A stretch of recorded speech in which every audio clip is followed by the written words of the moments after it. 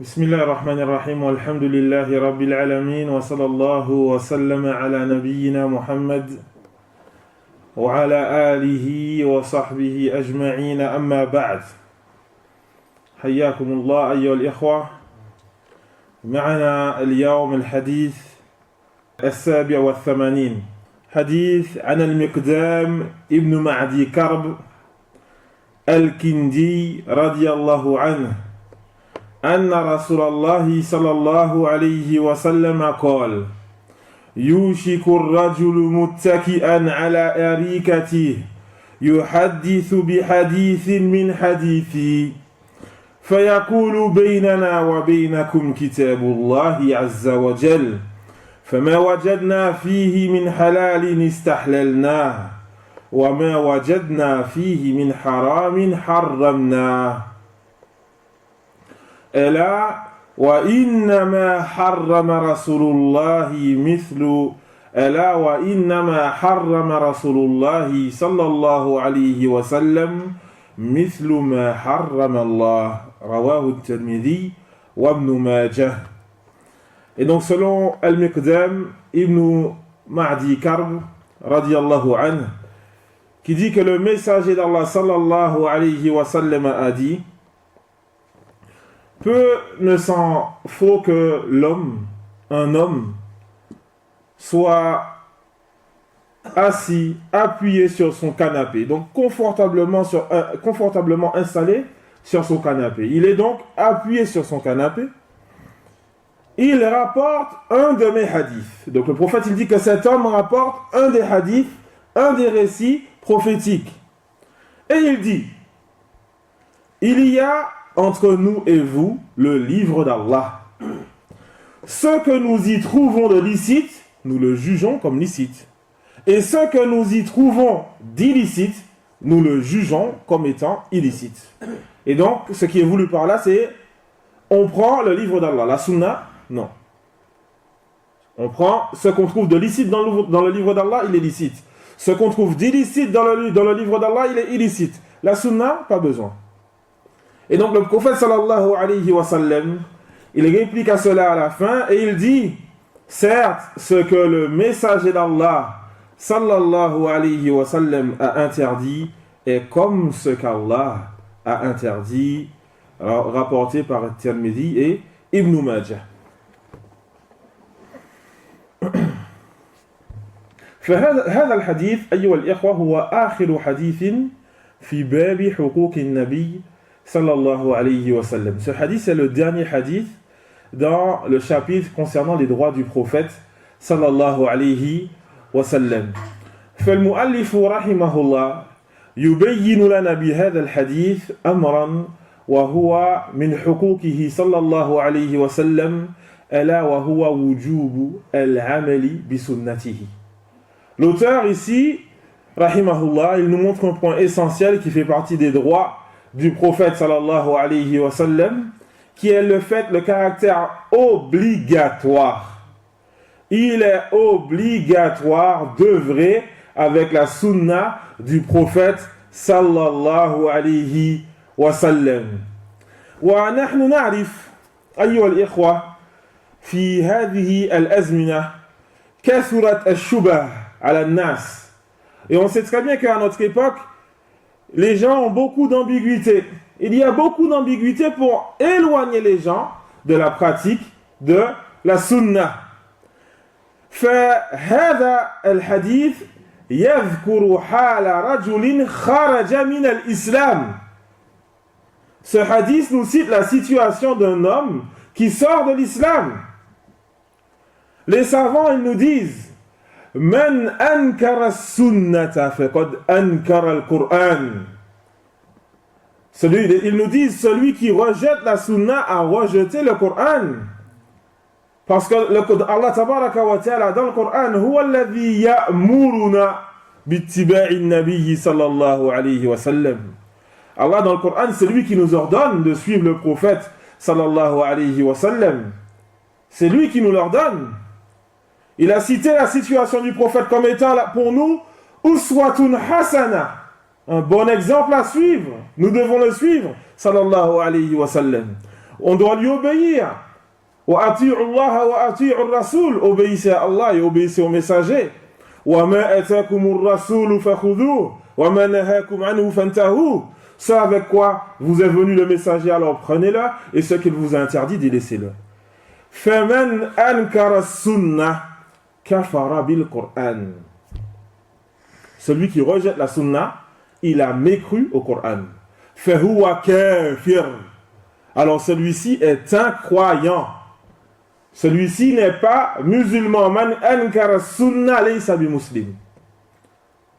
Il n'est pas musulman. Bel kayfa yusalli. Kayfa yuaddi hadhihi al-farida.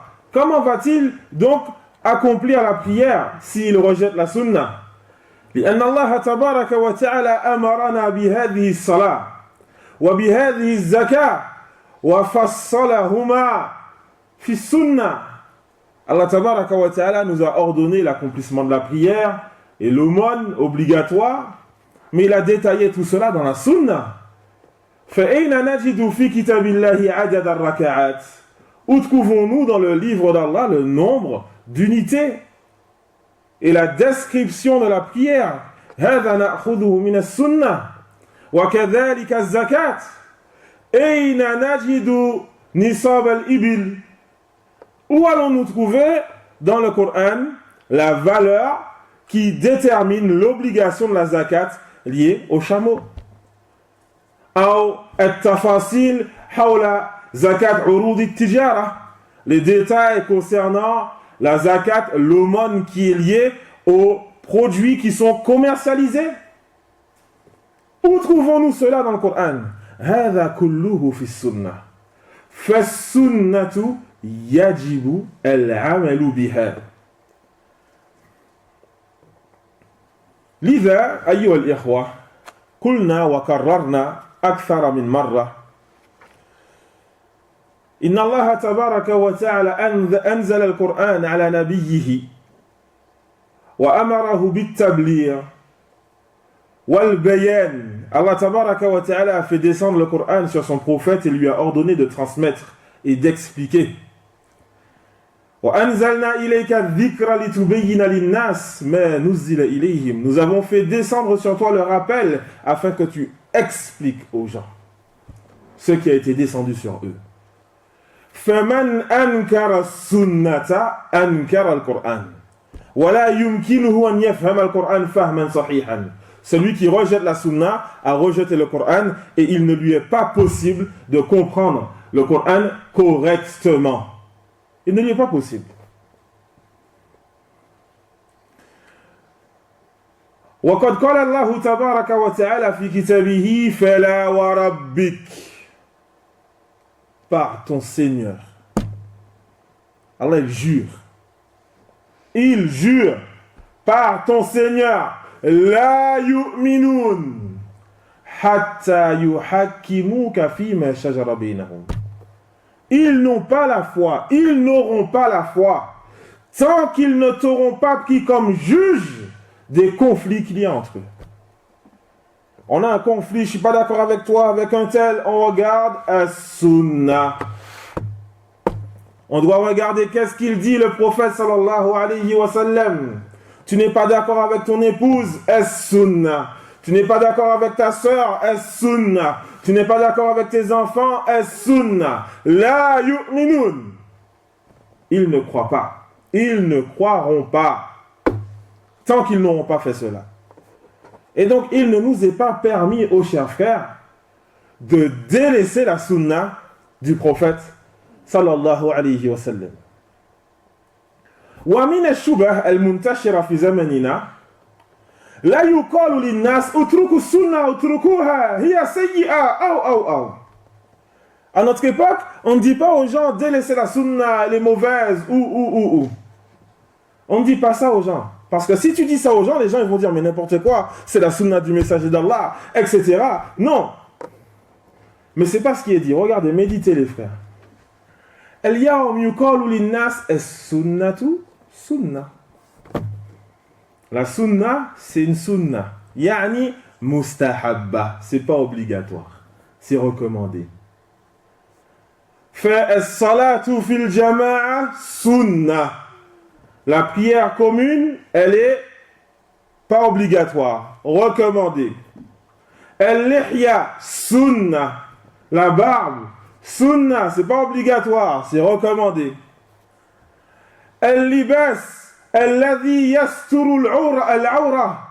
Le vêtement qui va cacher nos parties, sunnah. Et quand vous remarquez bien les frères, kullu ma yuz'iju ghayra al-muslimin sara sunnatan. Tout ce qui dérange les non-musulmans, c'est devenu une sunna. Tout ce qui dérange les non-musulmans, c'est devenu sunna, c'est pas obligatoire. Comme ça, ils sont rentrés dans notre religion. Aujourd'hui, tu vas conseiller un musulman, ya akhi, as-salat fil jama'a, la prière en commun. Sunna. À tel point que vous savez quoi? La prière à l'heure, c'est devenu sunna. La prière à l'heure, c'est devenu sunna. Maintenant, tu peux la rattraper avec les fatawas de certains méchayikh. Tu rattrapes toutes tes prières le soir, après avoir fait le travail. Il y en a qui te disent, ou alors tu pries au travail avec tes yeux. Pendant que tu es au travail, tu pries avec ton intention et tes yeux. Yani, tout est fait pour faire croire aux musulmans qu'il peut changer la religion d'Allah comme il veut et rester comme cela. Alhamdulillah, al-muhim, tu fais le travail qu'on t'a demandé de faire, tu prends ton salaire à la fin et c'est tout. Voilà ce qu'on t'a demandé. هذا هو الإسلام؟ لا أبدا. Et donc, oh chers frères, il est important que la communauté musulmane se réveille par rapport à ça, qu'on ait de la jalousie concernant notre religion, qu'on ait de la jalousie concernant les droits du prophète sallallahu alayhi wa sallam. C'est facile de montrer qu'on n'est pas content quand il y a une caricature ou quand il y a une moquerie, mais on est où tout le reste de l'année? On est où les salawats? On est où les obligations? On est où le comportement du prophète sallallahu alayhi wa sallam? Et donc il est important, chers frères, qu'on reconnaisse les droits du prophète sallallahu alayhi wa sallam. والعجيب أيها الإخوة أن هذا الحديث فيه علم من أعلام النبوة. Il y a dans ce hadith, parmi les choses surprenantes, il y a dans ce hadith un des signes de la prophétie. لأن النبي صلى الله عليه وسلم وصف لنا حال رجل في المستقبل. Le prophète sallallahu alayhi wa sallam, il nous a cité la situation d'un homme dans le futur.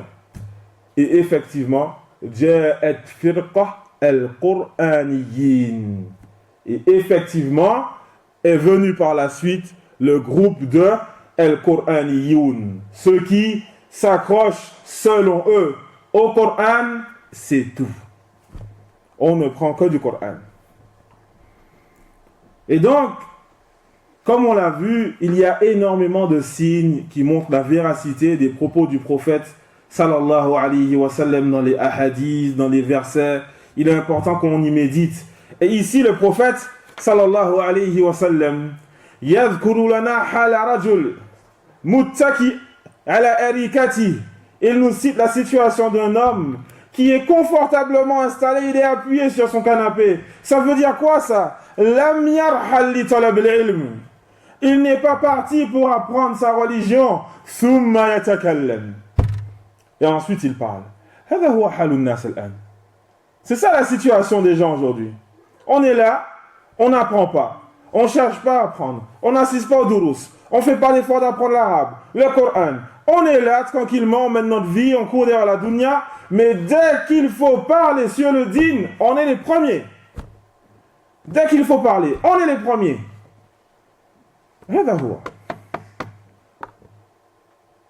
Et donc il est important qu'on fasse attention, chers frères.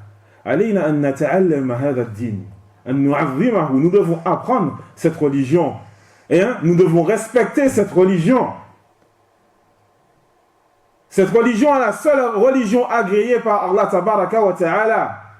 Nous devons la respecter, l'étudier. Qu'est-ce qui est obligatoire? Qu'est-ce qui est interdit? Qu'est-ce qui est recommandé? Quelle est la croyance de Ahl Sunnah? C'est important. On est là, on ne fait pas d'efforts, hein, et puis dès qu'il faut parler, on est les premiers à parler. Non. C'est pas comme ça. Ça fait le désordre total.